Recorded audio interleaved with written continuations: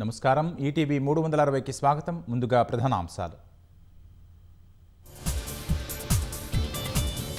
పురపోరు ఫలితాల్లో అధికార కాంగ్రెస్ హవా. 66 మున్సిపాలిటీలు, 4 కార్పొరేషన్లు కైవసం. మరిన్ని పురపీఠాలు దక్కించుకునేలా కాంగ్రెస్ పావులు. హస్తం పార్టీకి కలిసొచ్చిన పథకాలు, సీఎం ప్రచార వ్యూహాలు.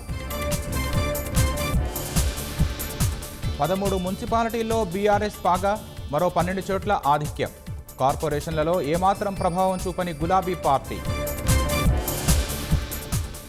3వ స్థానానికే పరిమితమైన భారతీయ జనతా పార్టీ. కరీంనగర్ కార్పొరేషన్ మాత్రమే దక్కే సూచనలు. రాష్ట్ర వ్యాప్తంగా ఊపందుకున్న క్యాంపు రాజకీయాలు. పీఠాలను దక్కించుకునేందుకు ప్రధాన పార్టీల వ్యూహరచన. మేయర్, చైర్పర్సన్ పదవులకు 16న ఎన్నికలు. నేడు నోటిఫికేషన్ జారీ. ఏర్పాట్లలో ఎన్నికల సంఘం. అణు ఒప్పందానికి ఇరాన్పై పెరిగిన అమెరికా ఒత్తిడి. మధ్యప్రాచ్యానికి మరో విమానవాహక నౌకను పంపాలని నిర్ణయం. ఇమ్రాన్ ఖాన్ను ఇస్లామాబాద్ జైలుకు తరలించనున్న పాక్. అనారోగ్య పరిస్థితులతో మెరుగైన వసతుల కల్పనకు నిర్ణయం.